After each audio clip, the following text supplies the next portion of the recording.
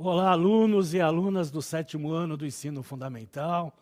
Também aí mandar um abraço aí para os professores e professoras que vão acompanhar a mais essa aula de geografia. Sou o professor Antônio Russo e nós vamos ver aí fazer aí uma revisão de uma aula já dada no primeiro bimestre, que fala aí sobre os biomas brasileiros, tá ok? O que nós vamos trabalhar hoje? Então vamos lá para a habilidade de hoje. Então nós temos aqui a habilidade 5, né, que é uma habilidade de retomada do 6º ano, caracterizar os biomas, ecossistemas e os recursos naturais em diferentes lugares e relacionar com os padrões e componentes climáticos, hidrográficos, geomorfológicos, pedológicos e biológicos.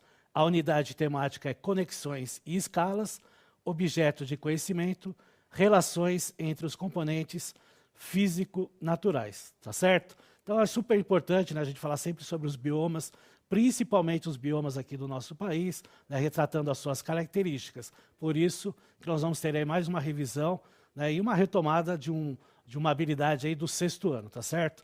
Antes da gente iniciar, né, a conversa e a aula sobre os biomas brasileiros, nós vamos aí assistir um vídeo sobre o estudo da biodiversidade da Antártica. Então, assistam aí e depois retornaremos. Até mais. Olha, e a nova base brasileira na Antártica, que deve ser inaugurada amanhã, vai permitir estudos ainda mais completos da biodiversidade única que existe por lá. Vamos ver. Na ilha de Rei Jorge, na Antártica, militares da Marinha fazem os últimos ajustes para a reinauguração da Estação Comandante Ferraz.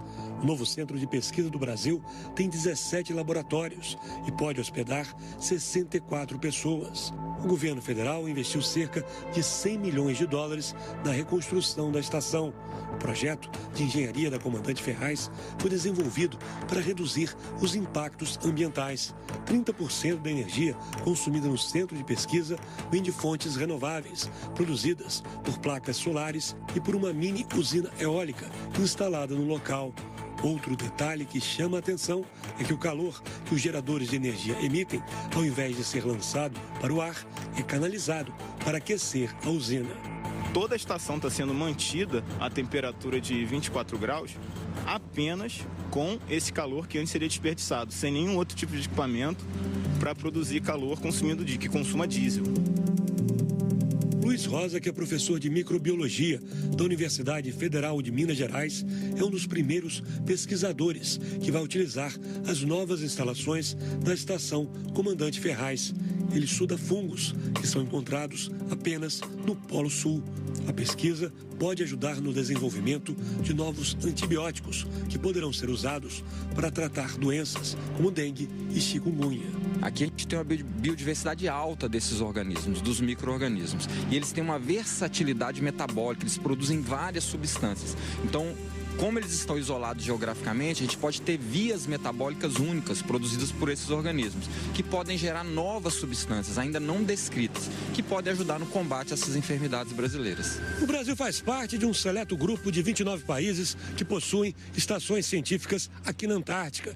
Esta presença é muito importante. Afinal, de acordo com o Tratado Antártico, somente a nação que desenvolver pesquisas aqui poderá definir o futuro do continente gelado. Aqui é a maior reserva de água doce do planeta. 70% da água doce está aqui. Aqui estão as maiores reservas do que você quiser, de petróleo, de gás natural, de ouro, de nióbio, do que você quiser está aqui na Antártica. Quantas Amazônias cabem na Antártica? Né? Imagina que a Antártica são 14 milhões de quilômetros quadrados. Então existe um potencial enorme. E o Brasil é um dos poucos países, só 29 países, tem direito a decidir o destino desses 14 milhões de quilômetros quadrados. Por quê? Porque faz pesquisa.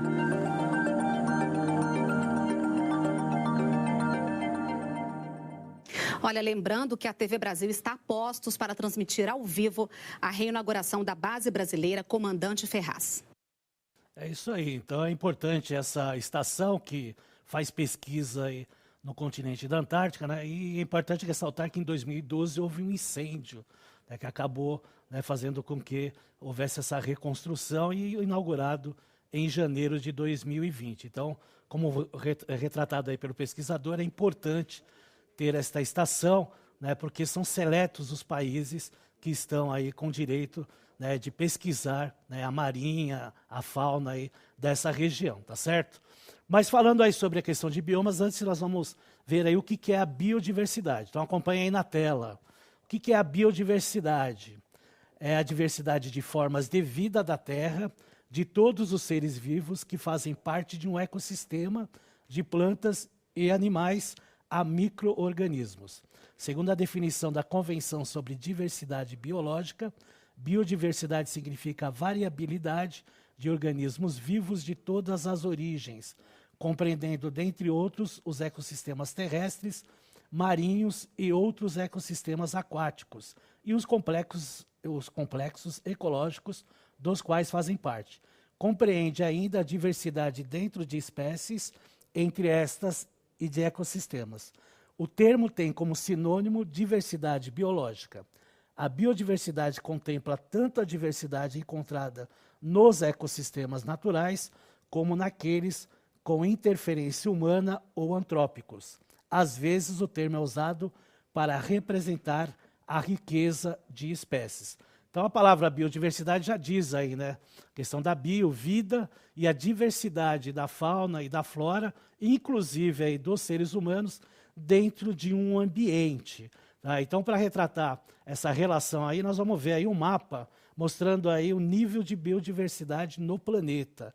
Então, quanto mais escuro o verde, maior a quantidade de diversidade do país. Então, o Brasil ele tem um alto nível de diversidade, da biodiversidade dentro do seu país. Né? Então, ele está aí, né, junto com países aí da Oceania, da África do Sul, né, a Índia, por exemplo, a Indonésia, que tem uma grande floresta tropical também. Então, são países aí que têm um alto padrão de biodiversidade. Né? Então, são inúmeras características de espécies, de fauna e de flora dentro do Brasil e de outros países que fazem com que, né, tenha esse alto grau de biodiversidade.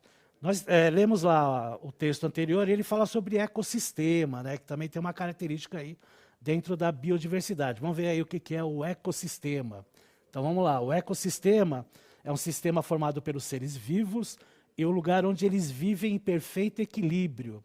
Exemplos: as plantas retiram nutrientes do solo e energia da luz do sol. Há animais que se alimentam das plantas e eles servem de alimento para outros animais.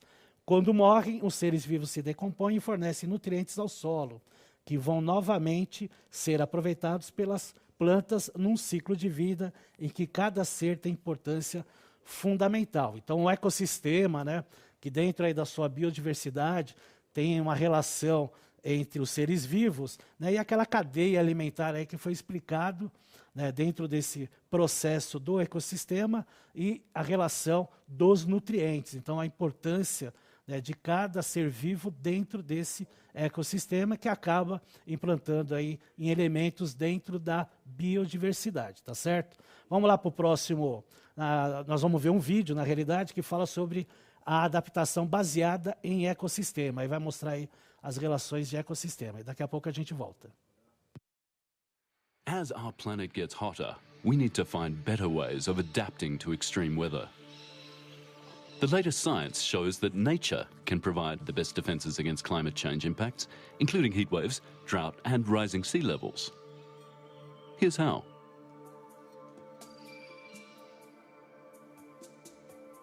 As the ice caps melt, sea levels are rising.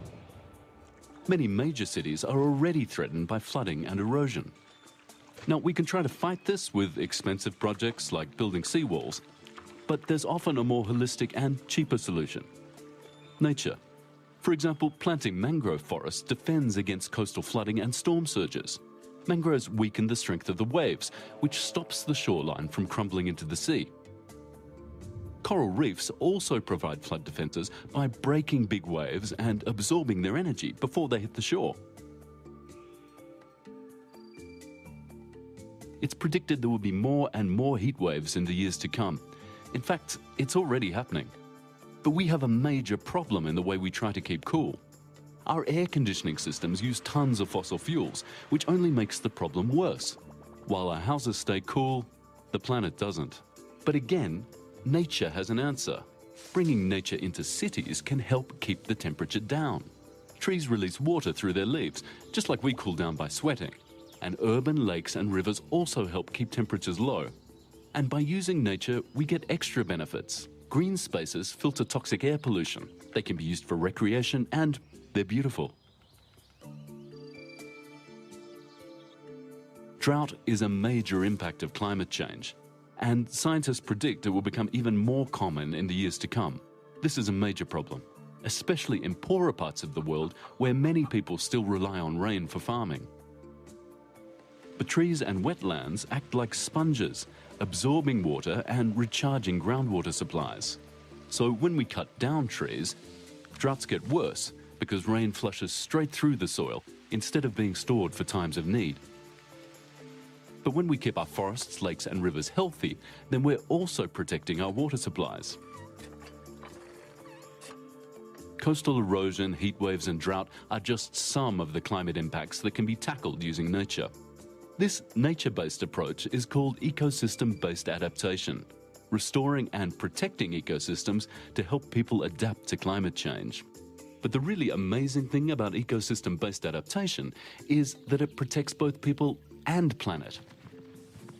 When we use nature to defend ourselves from climate change, we also create space for plants and animals to flourish.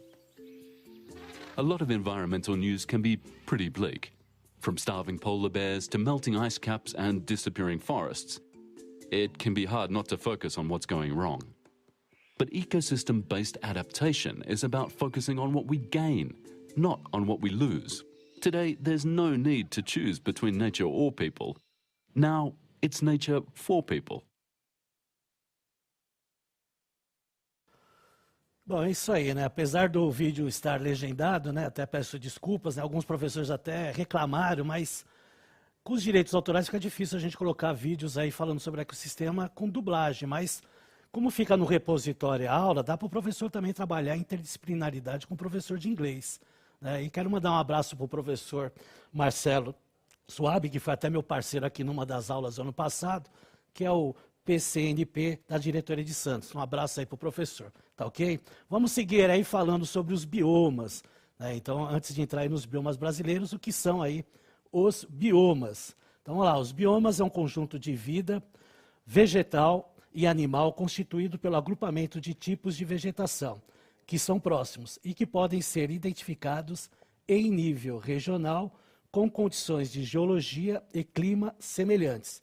Historicamente, sofreram os mesmos processos de formação da paisagem, resultando em uma diversidade de flora e fauna própria. Então, o bioma, ele já diz aí também a palavra, a questão da vida, né? Então, o conjunto aí da fauna e da flora, né? Tendo semelhanças aí com o clima, com o relevo e formando esses aspectos característicos que nós temos nos nossos biomas. O Brasil tem diversos tipos de biomas, né? Relacionando aí com o seu território e principalmente com o seu clima, né? E é isso que nós vamos ver, né, posteriormente, depois da atividade que nós vamos colocar aí para vocês.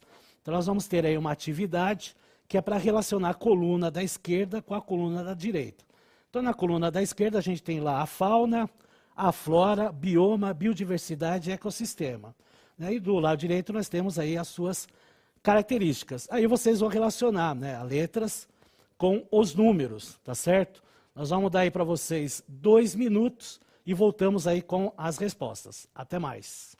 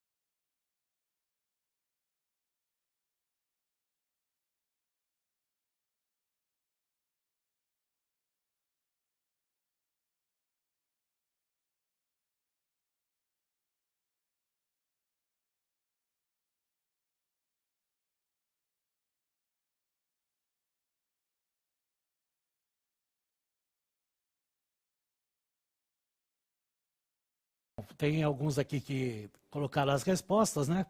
Eu vou dar aqui a resposta do professor Márcio Gustavo. Ele falou 1C, 2B, 3E, 4A, 5D, tá certo? Vamos olhar aí na tela. Tem mais um aqui, vamos lá. A professora Maria Dulce falou A4, B2, C1, D5 e E3. Vamos olhar na imagem aqui a resposta, e aí a gente vai ver se os professores acertaram. Então, 1C, o 2B, 3E, 4A, 5D, tá certo? Dá um tempinho aí, printem as telas aí, trabalhem com seus alunos, né? Eu sei que as respostas dos professores também vêm dos seus alunos, né?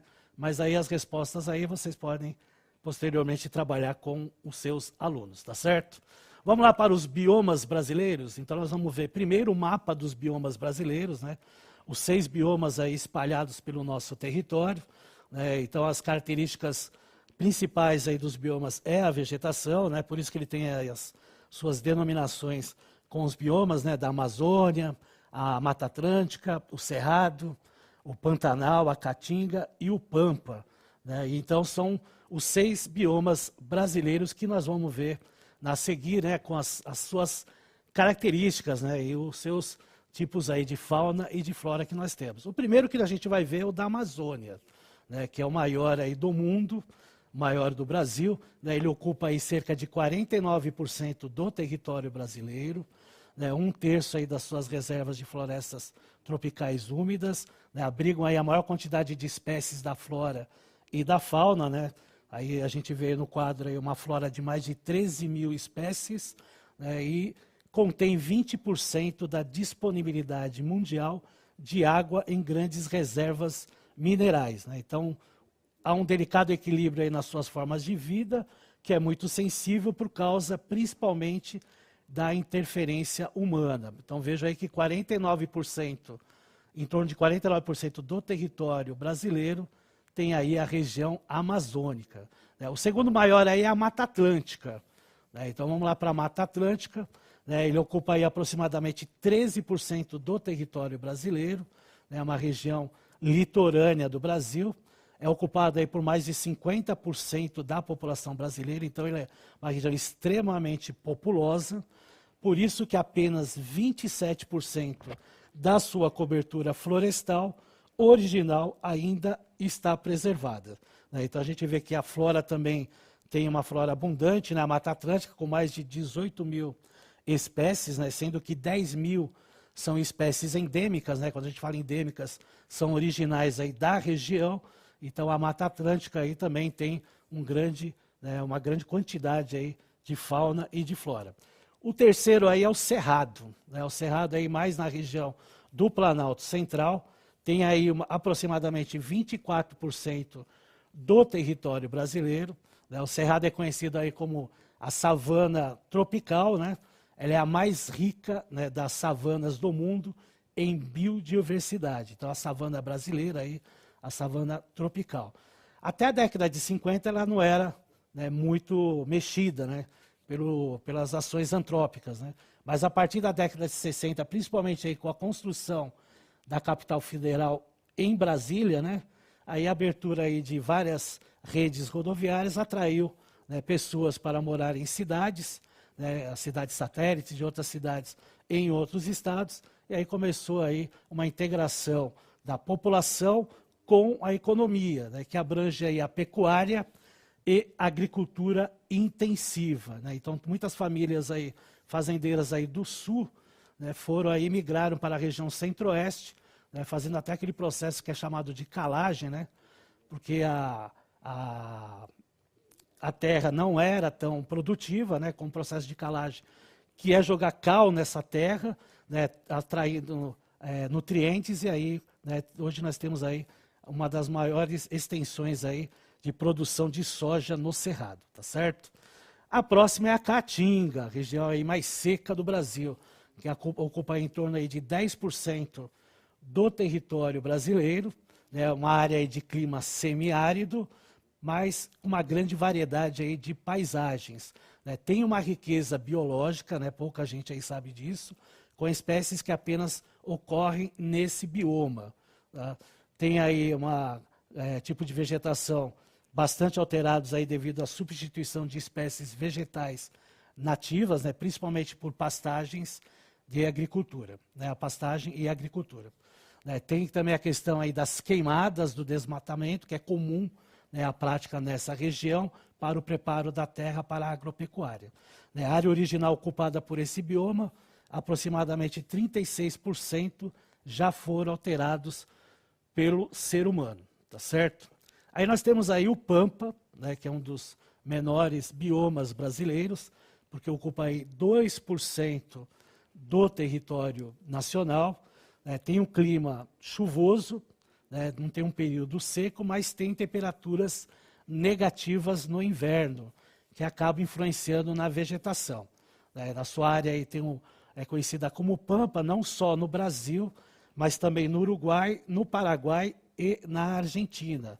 Tem uma grande atividade humana, principalmente a agricultura e a pecuária, né, com a pastagem natural, né, que é original aí do seu bioma, e é ocupado aí também pelo cultivo de arroz e também de soja, né, pelos aspectos climáticos e também do milho. Então, Pampa aí também, né, como aí os biomas aí do Cerrado, também usa muito para a produção de soja e também para a pecuária. E aí nós temos o Pantanal, né, que é o bioma também com 2% aí, em torno de 2% do território nacional. Né, é uma planície inundável, né, por sinal a maior planície de inundação contínua do nosso planeta.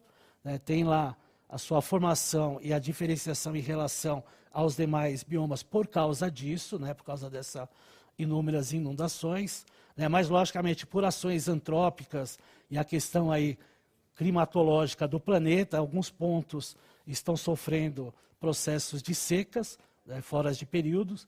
Né, também reúne aí várias representações da fauna brasileira. Né, o Pantanal ele é considerado o mais preservado, né, embora tenha também criação de gados, né, que é uma atividade importante, mas uma das principais atividades econômicas no Pantanal é o turismo. Né, então, é importante retratar isso para vocês. Logicamente, os biomas aí, eles têm, né, características aí, deles, né, mas também tem características parecidas, principalmente nas faixas que nós denominamos aí faixas de transição, tá certo? Então, a gente vê plantações no Pantanal, a gente vê plantações, né, no Cerrado, também na Caatinga, né, também na Mata Atlântica, também na Amazônia, a extensão de soja e da cana-de-açúcar indo para a região amazônica. Então, se usa muito a questão aí da plantação e da criação de gado no Brasil dentro dos biomas, né? Em boa parte ainda tem a sua preservação, mas a gente sabe que certos biomas aí têm menos, né, preservação, principalmente o da Mata Atlântica, aí, que ocupa mais de 50% aí da sua população brasileira, tá certo? Bom, para pesquisar mais aí sobre esse tema, né, que a aula já está acabando, vocês podem entrar aí no Saiba Mais, né, tem um folder falando aí sobre os biomas brasileiros do IBGE, tá, interessantíssimo, tá, que tem essas, né, características que foi apresentada na aula para vocês. Né, tem um ministério aí, o site do Ministério do Meio Ambiente, que retrata muito bem essa questão aí dos biomas brasileiros. Então, é um assunto interessante, um assunto aí para se falar em diversas aulas, né, aproveitem aí no repositório essa aula, né, trabalhem com seus alunos aí, os vídeos também, né, principalmente lá o legendado, que apesar dele ser legendado, ele tem um assunto bem interessante, tá certo, pessoal? Não esqueçam também de avaliar essa aula, né, então printem a tela aí, o QR Code e o link aí para vocês avaliarem a aula. Né, como sempre, é um prazer imenso estar aqui com vocês, né? Na próxima aula nós estaremos aí tratando de outro assunto, então estarei aqui na próxima aula falando com vocês. Então, se cuidem, até a próxima, pessoal.